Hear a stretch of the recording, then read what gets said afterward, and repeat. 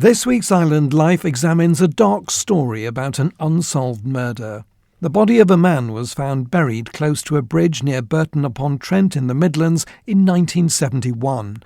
Despite exhaustive inquiries by Staffordshire police, they were unable to identify the victim, who remains unnamed and unclaimed to this day. Nobody was arrested in connection with the crime. About 4 years ago, a man from the area started his own investigation into what became known in the Midlands area as the case of Fred the Head. Ken Davies was determined to get to the bottom of the mystery. As time went on, his exhaustive inquiries discovered a number of interesting leads, but nothing particularly concrete. Then about 6 months ago, he became aware of the disappearance of a man called John Jick, a popular Manx scout leader who disappeared without trace during a trip to Liverpool with a group of scouts in February 1969. As Mr. Davies delved deeper into the mystery, a number of potentially common threats developed. For a start, the man found in Burton had incredibly similar physical characteristics to the missing Manxman. Furthermore, the timing of Mr. Jick's disappearance suggested the possibility of a link warranted further investigation. John Jick lived in Murray's Road, Douglas, and worked as a clerk at the Isle of Man Steam Packet Company. He was on Merseyside at the time to attend a scouting event in Birkenhead. He left the group to drive into Liverpool to buy a gift for a friend who was retiring from his job back on the island. They never saw him again. Ken Davies has visited the island in pursuit of information which could help him solve the murder case that's remained a mystery for over half a century. He's spoken to a number of people who knew John to try to build up a clearer picture of the man. I caught up with him on his visit. I suppose the first question is, how did you get involved and why have you now come to the Isle of Man?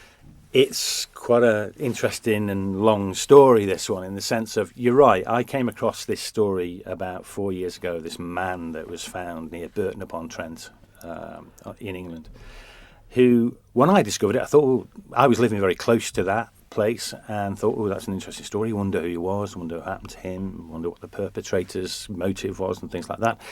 And the more I looked into it, I realised there was no resolution to this. In fact, this body from 1971 has never been identified, and therefore the perpetrator has never been identified. Literally, it's the perfect murder.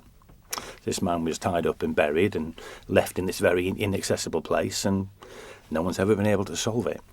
So, and there's some really fascinating idiosyncrasies about that particular body and why it should have been traceable.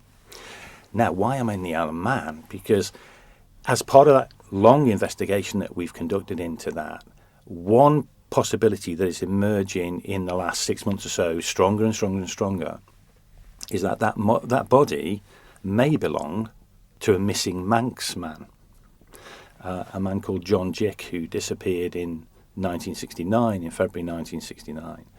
And so what I'm doing over here this week really is to do some more investigation and to do some more have some more conversations with people who knew John Jick and knew the circumstances around his disappearance, and just to see if there's any kind of connection between those two things.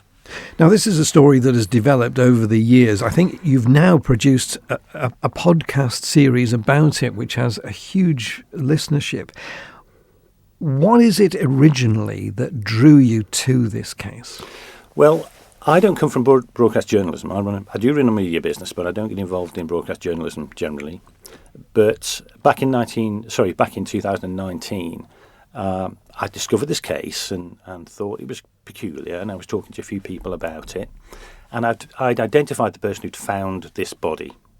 I thought he was long gone, but I was talking to a friend of mine. He said, "Oh, actually, he's still alive, and in fact, I know him. I can put you in contact with him if you like."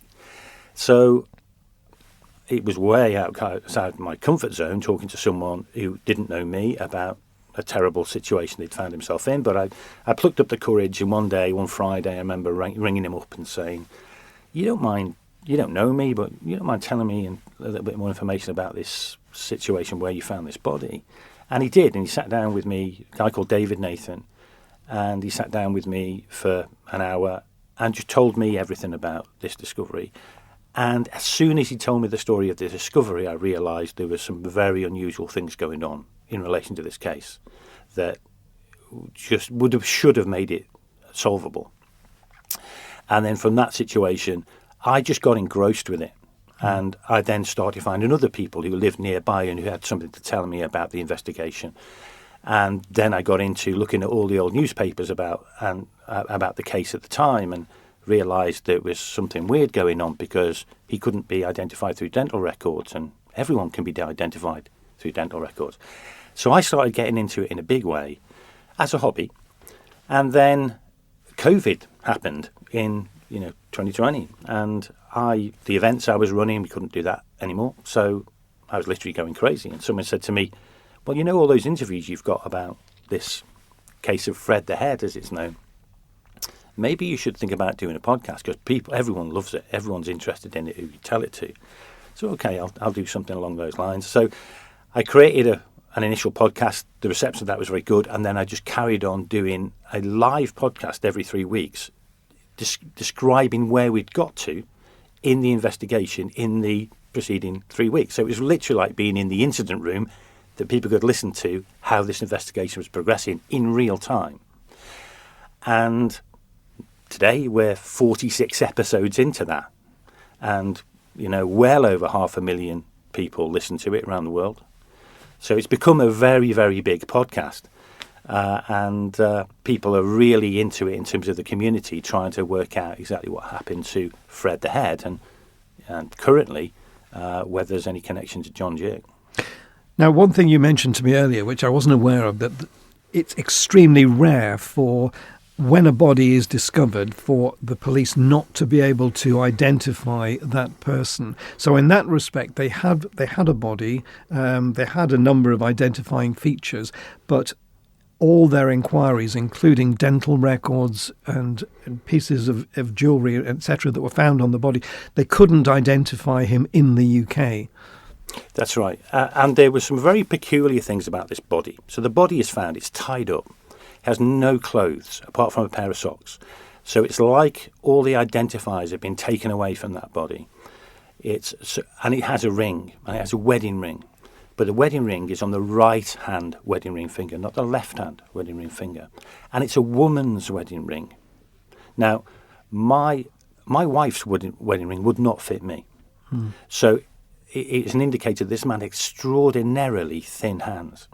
So physically, there were certain things about this body. He was about 5'7". He was thin. He was thin in the face. He had thin hands. His nails were incredibly well kept. This guy wasn't working in any kind of industry which meant that your hands showed the fact that you were working in that kind of industry. He was working in an office somewhere. His hair was short. Now in 69, I remember 69. You probably don't, Simon, but I do. I remember 69. No one had short hair in 69. Most people, and we know the age of this person, the age was between 23 and 39, which is a wide range, but that's all they can tell from the skull at the time. No one had short hair at that time, really, of that age. So there are certain indicators. He had very unusual dentistry as well. So from that, the ring is key, because there's a hallmark on that ring, and that isn't going to be reliable. So we know the ring was made between the end of 67 and the start of 68. So we know he couldn't have been killed before then, because the ring wouldn't have been available. We also know that when they did decomposition research into the body, they realised the body had been buried for at least 9 months, but probably nearer 18 months. And it was found in March 71. So we know now that from both, if we look at the timescales from both ends, and I know that once a ring has been hallmarked, it's then goes back to the manufacturer, it then gets sold to the retailer, it then needs to be sold to the individual. They need to wear it for a period of time. So essentially, we know from a chronological perspective, the body, if you're looking, starting point is the ring, is probably about 69 when that person's killed. If you look at the chronology of the decomposition evidence from 1971, you're also going back to about 1970. So we know that body was killed between the start of 1969 and the kind of early part of 1970. It's really quite a tight window when that person died. So we know all that. But you're right, coming back to your original point, it is extremely rare for people to be killed and not identified. In fact, there's a number of rarities in this case. It's extremely rare for someone to be killed and buried. The vast majority of people who are killed in murders are found where they fall. So that's a rarity. It's extremely rare for a body to be found with all the identifiers taken off it. So that's extremely rare. And it's also extremely rare for the dental records that come from that body to be untraceable in the whole of the UK or the whole of England, because the first thing they did, correctly, was to look at the dental records and say, well, we're going to find out who he is through the dental records, because there were some quite unique dentistry going on. But they couldn't, which is a clue in itself that he probably didn't come from, certainly not local area, and probably not England. And nobody reported him missing. No, he was not missing from work. He was not missing from a family. He was, mum and dad didn't say that our 28-year-old, 32-year-old's gone missing. No one reported him missing.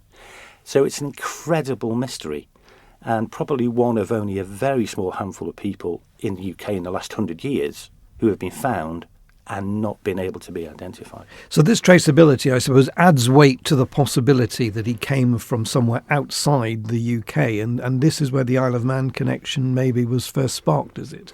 The fact that we had somebody, John Jick, who went missing at roughly the same time.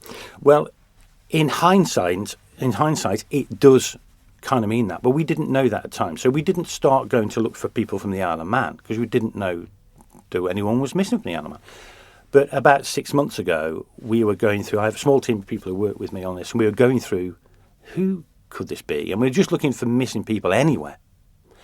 And I came across this story from February the 1st, 1969, of a man who'd gone missing in Liverpool, a scoutmaster from Douglas, from Murray's Road in Douglas.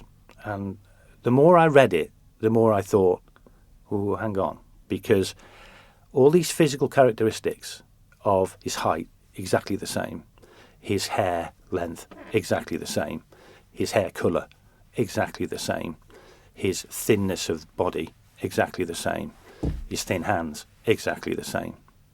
And he goes missing at exactly the right time. And he's not in England. And so therefore, you know, I think the Burton police Staffordshire police did a good job back in the early 70s, but they never got to the Isle of Man. I'm certain of that. So if it is John Jick, there's an explanation why the dental records were never found. And that's unusual, because if you found someone in the UK, you expect they would have checked those dental records. But of course, this starts to, together with all the other things, makes you start to think, well, maybe John Jick is a possibility, and a possibility that is more serious than just any random person that's gone missing. Now, this is obviously what's brought you now here to the Isle of Man. And what do you know now about Mr. Jick? Does he still have relatives on the island? Have you been able to speak to anybody? Well, the John Jick story is really interesting in the sense of he was a scoutmaster, and he was a well-known leader in First Douglas Scouts. And there are people around here now, in fact I'm talking to some later today, who knew him well. You know, he was their scoutmaster, and he was remembered as being a kindly, friendly, very enthusiastic man. There's pictures, lots and lots of pictures of him leading the scout troop, and he lived in Murray's Road with his mum and dad and his sister. And February the 1st, 1969, he travels to Liverpool with a group of scouts, and he takes his car with him, and his car is a brand new mini estate, and they all go over on the boat to the pier head, because the plan is they go to Birkenhead, and then they go to the gang show, which is the Birkenhead gang show, which in fact is being run in Port Sunlight for the first time ever. which is weird because I was living in Port Sunlight. So this story has got this weird circularity that I find the body 200 yards away from where I'm living, and then we realise that John Jick goes missing 200 yards away from where I was living then, which is really peculiar. So John Jick takes all the kids over to the Birkenhead and says, I've just got to go back to Liverpool. I've got an errand. In fact, what I've got to do is buy a retirement present for someone at the Isle of Man Steam Packet Company, where he was a clerk. Something else that fits in with the sedentary nails on this body that's found. So he said, I'll see you later. I'm going to, you guys go off to Portsmouth. If I don't catch up with you, don't worry, I'll see you there. Goes back to Liverpool, and he's never seen again. He's never seen again. So they go to the gang show in Port Sunlight. At the end of it, there's an announcement. Anybody seen John Jick? No one has. Start to get a bit worried.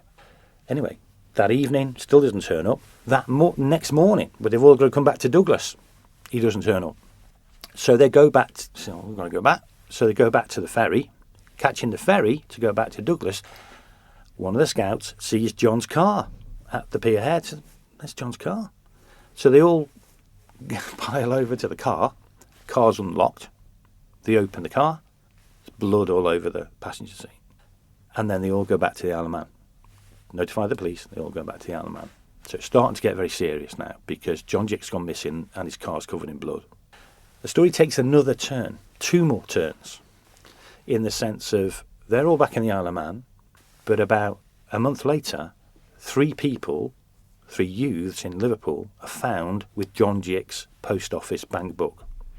And there's a fair amount of money missing from it. So they're interviewed by the police, and they say, well, how did I get hold of this book? This man's missing. Could have been killed. You got his book. And they say, well, look, this is what happened. We beat him up. He was in a gents' toilets in James Street in Liverpool. Said something to one of the lads. He didn't take it. He took exception to it. Ended up, we beat 7 bells out of him. We saw this book in his pocket. We took the book. We got on the bus and we cleared off. And that's all we know about it. So we know that at 5 o'clock on the 1st of February 1969, John Jick was involved in an assault. After that, he literally disappears off the face of the earth, except 3 months later, a man called Michael Casey, who works for the Steam Packet Company as a chief engineer on the boat, is in Birkenhead, and he's at Birkenhead docks.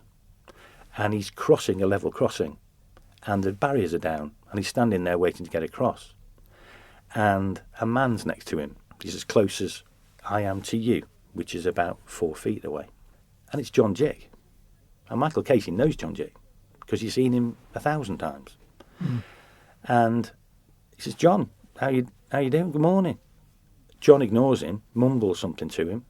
Barriers go up, and he runs off, jogs off. So he wasn't hanging around. So, and this was reported to the police. So there is very good evidence that John Jick was alive 3 months later. But that is the last time anyone heard anything about John Jick. Now, you've obviously been in regular contact with the police in Burton, and have you now since been in contact with the Manx Constabulary? Yeah, I have. And prior to me coming over this week to do I want to spend quite a lot of time at the Manx Museum looking through some of the newspapers. That's the part of the job I've got this week. I've made them aware of this because, we've got an outside chance of solving 2 cases. The oldest pretty much missing person case in the UK, and this long forgotten story of a missing Manx man. And if it is John, and it's still, it's a possibility, not a certainty, it's something to be closed out. But if it is John's currently, nobody knows his name. Everyone knows him as Fred the Head, but it could be John Jick. He's been buried with 3 other people because they don't know who he is in some cemetery in Burton. He should be here because he was a proud, very proud Manx man. Scout leader, and lots of people liked him, lots of people respected him, but he's lost. And essentially, what I'm involved with, really, if it is him, is repatriating a lost Manx man back to the island he loved. It's a fascinating story, and it must have taken over a lot of your life, this investigation. I mean, it's one of those things, I suppose, that once you start and all these facts start pouring in, it becomes almost like a mission. Well, the weird thing about the story is that it's like an Agatha Christie mystery, because one of the things we haven't spoken about is where this body was found was completely inaccessible. It was over a locked bridge, which the 4 people had the key to. And so literally the body's buried just on the other side of the bridge. But no one had access to the bridge, apart from the 4 people we kind of know who had the key. Now, there is another way round, but it's a hell of a detour to get there. So the weird thing is about the story, it's like I've become embroiled in a real-life murder mystery. In fact, I have become embroiled in one. And it's like if you've ever read the greatest book you've ever read, you don't want to put it down. This is the kind of case I don't want to put down, because every month we discover something else that has got some relevance to it, and it's real, and there are real people involved, and we get to talk to real people. So it's kind of not only the perfect murder for the perpetrator, it's pretty much the perfect murder to investigate. So it's not been a problem keeping my enthusiasm and interest in this. And you're right, kind of after COVID, when we all went back to work and I went back to work, it was much more difficult to find the time to do it. But it's not something it's something I look forward to doing, because it's just such a fascinating tale. Now, if there's anybody listening to this on the Isle of Man that obviously you've not already spoken to, and they would like to get in touch with you because they think they might have some information that might be useful, how would they get in touch with you? Well, there's 2 ways of doing it, really. The most sensible way is to drop me an email. Now, if you want to know more about the case, there's a website. And the website to go to is www.fredthehead.info. And if you want to get in contact with me, the email, it's dead easy, is contact@fredthehead.info. So it's a really easy way of doing that. And yeah, anybody who kind of knew John or was aware of John or anything like that, I would love to talk to, because, it's a 50-year-old case, 55-year-old case nearly now. We're not going to get another shot at this. We're just not going to, on both of these cases. So if anybody knows anything about him, anything about the circumstances, now's the time to say, because there won't be another chance. So it would be wonderful to talk to as many people who knew John, because just getting the context of it all will enable us to work out whether John's relevant to it, or John may have chose to go and change his life. And if that's the case, we'll respect that. But if it's Fred, if John's Fred, then now's the time to get that nailed down. Are there any other leads elsewhere that you're following, or is this now your prime one?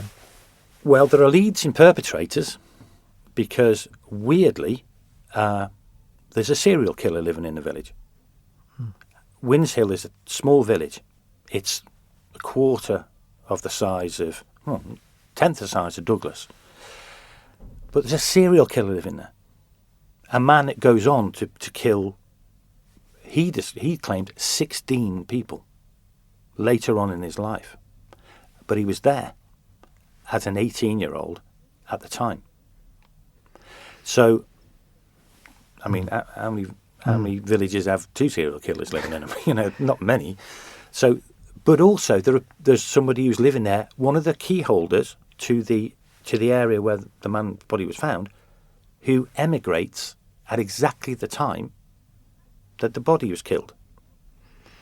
And he emigrates in a hurry. And I always think when people emigrate in a hurry, what are they running from? So there are lots. John Jick is our primary person in terms of victim interest, but there are some very interesting people, including Anthony Hardy, the serial killer, who we are investigating from a perpetrator perspective.